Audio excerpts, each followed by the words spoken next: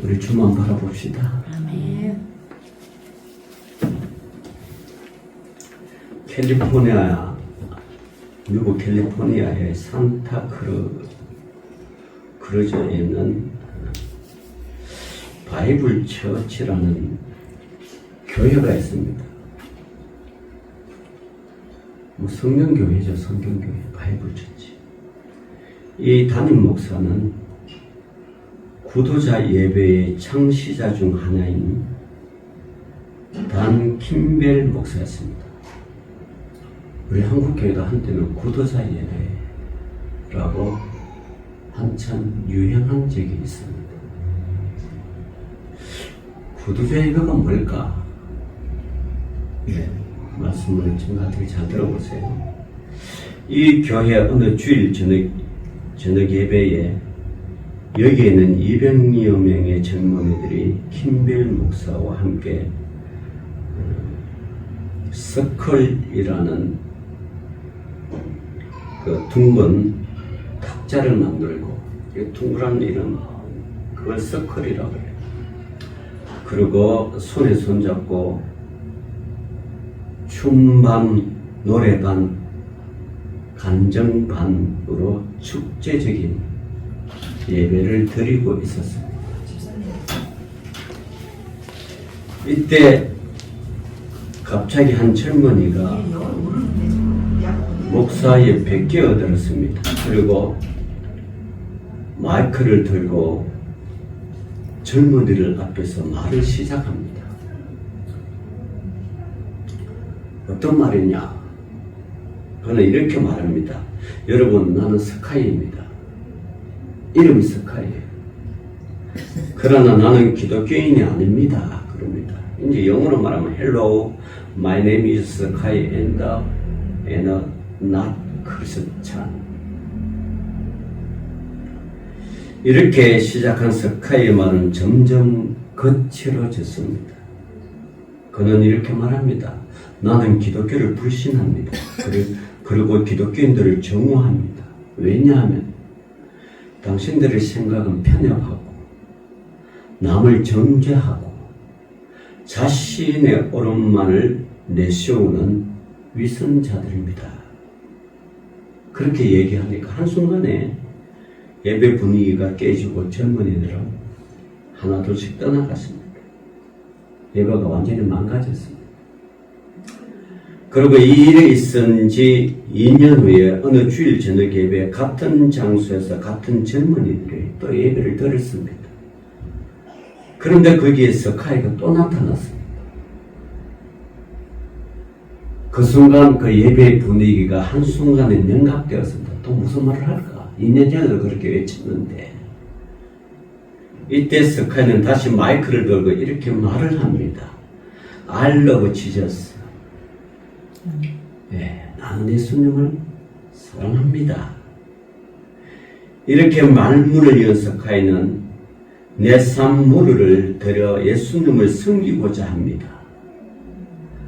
그는 하나님을 향해 신앙을 고백하고 있었습니다. 2년 전과 완전히 바뀌어버렸습니다. 그리고 그 자리에서 스카이는 담임 목사에게 청원하여 세례를 받습니다. 그 옆에는 불신앙의 부모들, 직장 신앙인 친구들이 눈물로 스카이의 세대를 지켜보면서 200여 명의 젊은이들이 이 기적의 신비를 말없이 그러나 영혼으로 받아들이고 있었습니다. 이 이야기는 캘리포니아의 산타크루즈의 바이블 처치라는 그 교회에서 일어난 실화적인 실제적인 이야기입니다. 그런데 이 이야기는 그 안에 수수께끼를 하나 담고 있습니다. 그것이 뭐냐? 무엇이 그토록 냉혹한 안티크리스찬인 스카이가 어떻게 하나님의 사랑으로 사람으로 바뀌었는가? 이 젊은이의 행적을 직접 목격한 댄 킴벨 목사는 이렇게 증언합니다. 십자가 상징을 지우고 촛대도 없애고 성경 봉독도 찬송도 모두 없앤 바로 그 자리, 소위 시커센티브, 이게 뭐냐 그러면 불신자들을 위한 아주 편안한 그런 예배가 이게 구도자 예배예요. 구도자 예배는 신자든 불신자든 어떤 형식과 격식과 뭐 이런 걸 다 초월하고 그냥 편안하게 연극 보듯이 그렇게 예배를 드리는 이 구도자 예배가 미국에도 유행했고 한때 한국 교회도 유행했습니다. 그런데 그것이 스카이가 그것을 통하여 사람이 변화된 게 아니라 스카이는 요란한 그런 찬양 소리 속에서도 하나님을 보지 못했다고 말했습니다. 그럼 그는 어떻게 변화가 되었는가?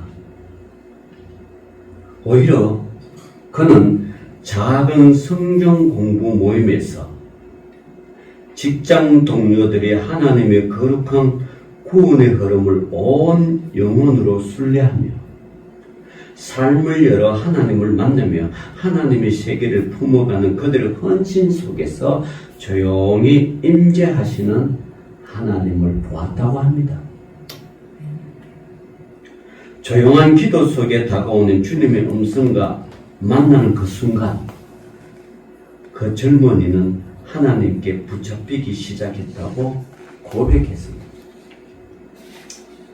구도자 예배처럼 그렇게 음악을 들고 하려고 하고 이런 예배가 아니라 성경 공부하면서 삶 속에서 그들이 살아가는 그 모습을 본 그 스카이가 그 속에서 동화되면서 하나님을 만났고 그걸 변화시켰다는 것입니다.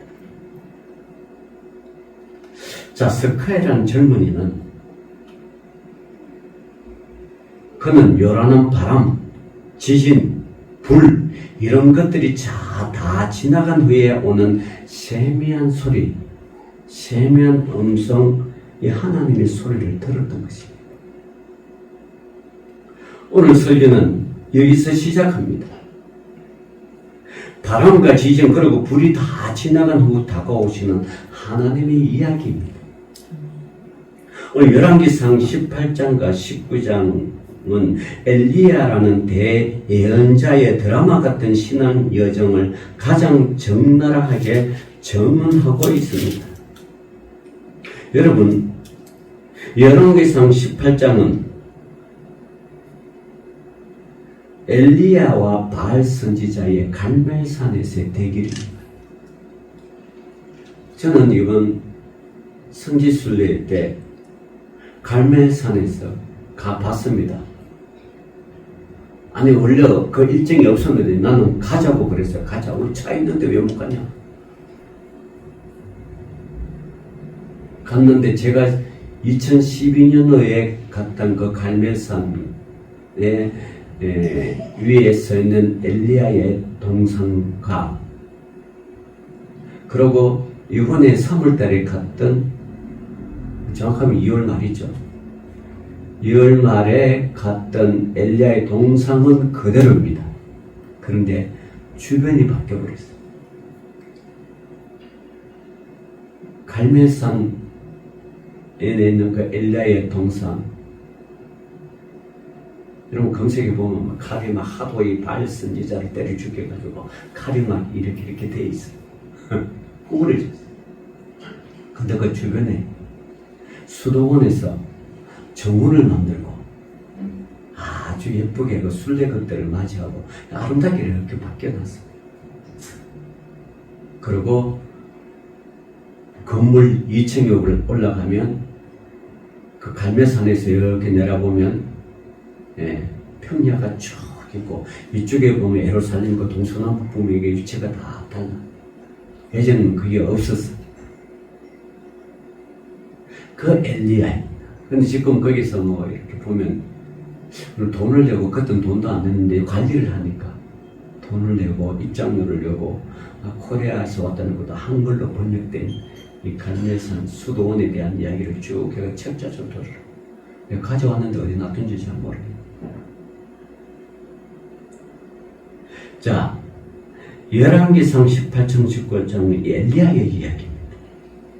저는 이 여정에서 대예언자의 드라마 같은 신앙 여정을 가장 적나라하게 적어놨는데, 이 엘리야가 내뱉은 4개의 강렬한 언어가, 그 언어가 엮어낸 4개의 에피소드를 집중하고자 합니다. 첫 번째 에피소드는 바알의 선지자,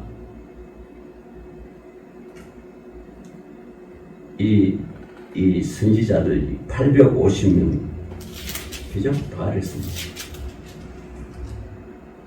그리고 또 어떤 선지자입니까? 바알의 선지자. 또 이렇게 보면 아세라 선지자. 바알은 남자고 아세라는 여자예요. 그 남자 선지자 450명과 아세라 선지자 400명을 갈멜산으로 다 불러 모았어요. 자, 이 당시에도 북이스라엘에는 이런 우상 숭배가 만연해 쓰고 퍼져 있습니다. 아니, 아합 왕이 데리고 온 이 여자가 이세벨이 이 바알 선지자를 섬기는 그런 여인이었습니다. 그러니까 그 당시 북이스라엘이 얼마나 신앙적으로 타락했겠어요. 보다 못한 엘리야가 그럼 누가 신인가 한번 갈멜산을 다 불러놓아 대결하자. 그러니까 이 대결하는 장면이 이제 열왕기상 18장이죠. 막 그렇게 쭉 하니까 이제 그래서 21절에 이렇게 18장 27절 엘리야가 모든 백성에게 가까이 나와서 이르되 너희가 어느 때까지 둘 사이에 머뭇머뭇하느냐. 여호와가 만일 하나님이 그를 따르고 바알이 만일 하나님이 그를 따를지니라 하니 백성이 말 한마디도 대답하지 아니한다. 엘리야가 백성에게 이르되 여호와의 선지자는 나만 홀로 남았으나 바알의 선지자는 450명이로다. 그런즉 송아지 둘을 우리에게 가져오게 하고 그들이 송아지 한 마리를 택하여 각을 떠서 나무에 넣고 불을 붙이지 말며 나도 송아지 한 마리를 잡아 나무에 넣고 불을 붙이지 말고 너희는 너희 신의 이름을 불러라. 그렇게 하죠.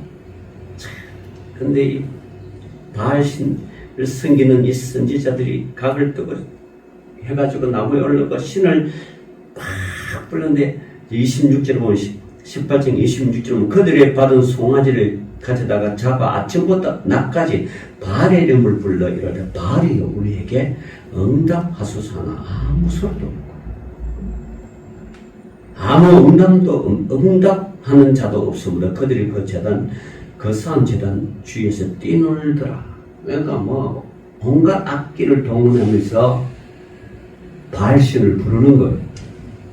왜냐하면 이 당시 바알신들은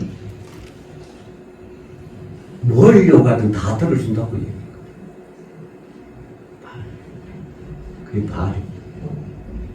심지어 자기 아들도 못 받죠. 자기 첫 번째 난 하여튼 자녀를 막 바치고, 그게 몰렉 신에부터 유래된 그런 막 바치는 거, 죽이고. 그게 백성들에게, 근데 이 바알 신은 거 왜 하느냐? 바알, 신들의 아버지라. 그만큼 북이스라엘 사람들이 뭐요? 종교적으로 타락했다. 그러니까 엘리야가 보다 못해라. 나오라. 갈멜산 한번 싸워보자. 자, 27절에 정오에 이르러는 엘리야가 그들을 조롱하여 이르되 큰 소리로 부르는지라.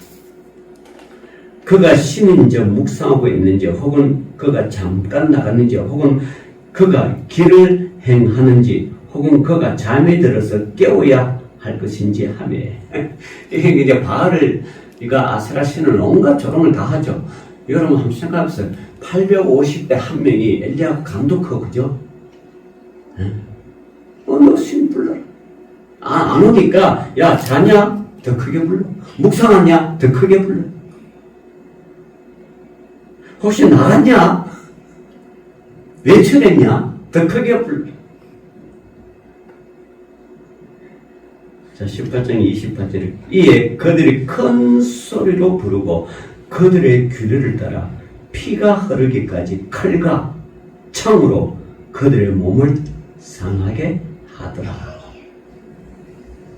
꼭 이 집단 이렇게 조폭들과 꼭 싸움하면요, 조폭들 위통 탁 벗었죠. 그러면 뭐 지가 호랑이라고 그리나니 다 고양이고, 그죠? 뭐 그런 그림들, 뭐 용이라고 그러는 거 내가 보면 뱀인데 저것들이 용이라고 해.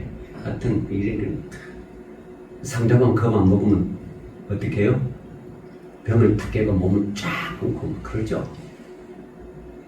그렇게 죽일 다시 해도 경찰이 총 한 번 쏘면 도망가고 없습니다. 겁먹으면 안 돼요. 아무리 1대 850 싸워도 이거는 가짜잖아. 조폭이 조직폭력배가 국가 권력이 아니잖아. 겁먹을 거 없어요. 네? 겁먹을 거 하나도 없어요. 그럼 우리가 주의 일을 하고 할 때 그것이 옳은 일이면 겁먹을 게 없습니다. 그게 우리 개신교와 프로테스탄트. 여러분, 종교개혁을 할 때 마르틴 루터가 종교개혁을 할 때 그 사제를 수천 년 동안 이어왔던 가톨릭의 그것을 하루아침에 깬다는 게 이게 보통 일입니까? 그래서 너 자꾸 그렇게 만인 제사장주의 주장하고 그렇게 가톨릭 정통을 안 따르고 교황 말을 안 들으면 너 파문한다. 요즘으로는 면직한다는 거예요. 직을 파지한다. 사죄를 못하잖아. 제가 2016년도에 그 독일 부트기를 찾아서 우리 이제 THM 신학 동기를 가봤잖아요. 쭉 길을 가. 그 수도원에서 그렇게 자기를 따르는 그 수녀들, 너를 언제까지 독신으로 사냐? 다 결혼해. 다 결혼해서. 그때 못 생겨가지고 결혼하지 못한 수녀가 있었는데 그 수녀가 루터의 와이프요. 데리고 갈 사람이 없어요. 그런데 그가 루터랑 결혼하고, 왜냐하면 생육하고 번성해라고 그랬어요. 그가 결혼해가지고 하는데 루터는 이제 거대한 권력과 싸우잖아요. 어떻게 할 수가 없어. 파문한다고 합니다. 이걸 머리 살려잖아요. 그래서 이 루터 부인이 맥주를 잘 만들어요. 여러분, 우리나라는 맥주 같은 술로 취급하지만 독일에는 물 자체가 석회질이라 그걸 먹을 수가 없어요. 그 자꾸 오래 먹으면요, 뭐 동남아도 그렇고 이 석회질 물을 먹으면 뼈가 약해져. 골다공증이 들고 이가 나중에 다 나가요. 그래서 여러분, 혹시라도 외국 가면 항상 생수 가지고 이렇게 하세요. 이 루터 부인이 맥주 만들었고 그걸 루터 맥주라 그래. 저도 먹어봤는데 그게 저는 원래 맥주 맛을 잘 몰라요. 더우니까 먹고 그런가 보다 먹지. 이건 굳이 맛으로 먹는다, 즐겨서 먹는다. 그 독일은요, 루터 맥주라 맥주들이 지방마다 다 있어요. 여러분이 이렇게 지금 우리 한국에 보면 하이르겐 맥주 이거 다 독일 거죠. 예. 그리고 이 독일이 맥주를 워낙 잘 만들고 이렇게 하니까 그 맥주가 중국의 그 칭따오라는 그 있어요, 여러분. 청도라는 위에 있어요. 그 중국이 그 독일이 이제 중국에 가서 그 청도가 독일 마을이 쫙 그 독일 사람 정책하다 보니까 독일 마을에 있으니까 독일 사람들 뭘 좋아해요? 맥주 좋아하는 맥주 공장만 그 칭따오 맥주 유명하죠. 네, 그런 거예요. 그러니까 맥주를 술이다 아니다 이런 개념 큰일을 그게 이걸 루터 부인이 그걸 만들어서 이제 생업을 이어나간 거죠. 그때 루터가 이 가톨릭이 이게 아니다. 그래서 95개 조항을 가고 종교개혁을 일으킨 거죠. 거대한 권력과 맞서는 거. 그리고 종교재판할 때 불러가지고 너 이거 종교재판에서 이걸 너가 수정하지 않으면 너가 이걸 돌아서지 않으면 파문하겠다. 그때부터가 밤새워 기도할 때 자기 와이프가 딱 나타날 거잖아. 당신이 믿는 하나님이 신자라며 뭘 그렇게 겁먹고 있느냐. 뭘 그렇게 겁먹냐. 구원은 믿음으로 받는 게 아니냐. 로마 교황이 면죄부를 줘가지고 연옥수를 주장한 면죄부 가서 이렇게 구원하는 게 아니고 구원은 믿음으로 받는 게 아니냐. 당신은 그걸 믿는다면 담대하게 나가라.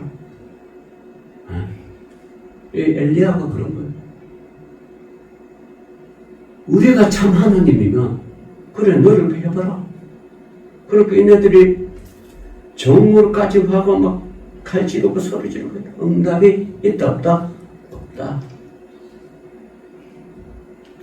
이게 첫 번째에 엘리야가 강렬한 언어의 첫 번째예요. 여러분 한번 생각해보세요. 850대 1 가슴 떨만 하죠. 죽음이 무릎 서자 그대로 뭐 엘리야 죽일 것 같으면 죽잖아요. 자, 그러니까 정오가 지나고 그들이 미친 듯이 떠들며 저녁 소재 들을 때까지 이르렀으나 아무 소리도 없고 응답이 하는 자나 돌아보는 자가 아무도 없더라.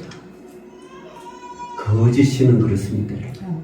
거짓신은 아무것도 못해요. 할 수가 없죠. 여러분 신상이 크다고 겁먹지 마세요. 겁먹을 필요가 없어요. 근데 우리는 자꾸 어떤 거대한 조직 앞에 자꾸 겁을 먹어. 그러니까 뭔가 안 되는 거예요. 하나님을 믿는 사람은 아무리 국가 권력이라도 아무리 공산당이라도 죽인다 그래도 겁을 먹지 마세요. 근데 사실 겁나죠. 사실 겁나긴 겁나는데 하나님이 지켜주신다는 것을 믿고 자 오늘 여기 엘리야의 첫 번째 에피소드는 바알의 선지자 450명과 아세라 선지자 400명과의 갈멜산에서 대결한 무대로 이제 이렇게 시작하죠. 여호와냐 바알이냐? 여호와냐 바알이라는 선택해야 하는 삶과 죽음의 갈림길에서 엘리야는 생명을 걸고 민족의 회개를 외쳤습니다. 18장 21절에 그것이죠. 엘리야가 모든 백성에게 가까이 나와 이럴 때 너희가 어느 때까지 둘 사이에 머뭇머뭇하느냐. 여러분 우리 신앙도 그렇습니다. 세상입니까? 여러분 믿음입니까? 머뭇머뭇하지 마십시오. 여호와가 만일 하나님이면 그를 따르고 바알이 만일 하나님이면 그를 따르지니라 하니 백성이 말 한마디도 대답하지 아니하는지라. 왜 대답 못하냐고 하면 어느 게 진짜 신인지 몰라서 그래. 왜 잘못 말했다가는 신으로부터 저주를 받을까. 어느 게 진짜인지 몰라. 그럼 믿음의 사람은 알잖아요. 어느 게 진짜인지. 오늘 이 갈멜산에서 대결하는 이 엘리야 오늘 신앙도 그렇습니다. 여러분 저와 여러분의 믿음이 하나님이냐 바알이냐 선택해야 되는 거예요. 이 바알은 제가 누누이 말하지않아요. 여러 종류의 모습으로 바뀌어온다. 어떨 때는 회사일 수도 있고, 어떨 때는 국가 권력일 수도 있고, 어떨 때는 자녀일 수도 있고, 어떨 때는 사업일 수도 있고, 하여튼 하나님을 못 믿가는 거대한 구조 속에서, 또한 사람과 애착이 가는 그 구조 속에서 여러분이 선택하라 그러면 우리는 과감하게 하나님을 선택해야 됩니다. 바알이냐 하나님이냐 머뭇거리지 마십시오. 머뭇거리면 바울도 여러분을 버리고, 다시 말해 세상도 여러분을 버리고 하나님도 여러분을 버립니다. 머뭇거리면 선택해야 돼요. 그러니까 우리는 온 우주의 창조자 되신 하나님을 선택합니다. 저와 여러분 되시기를 주의 이름으로 축원합니다. 기도합시다. 주님 감사합니다. 오늘도 믿음의 백성들 바알이냐 하나님이나 선택할 때 우리는 하나님을 선택하는 그런 믿음을 허락하여 주옵시고 그 길을 걸어가게 하여 주옵소서. 예수님 이름으로 기도 올리옵나이다. 아멘.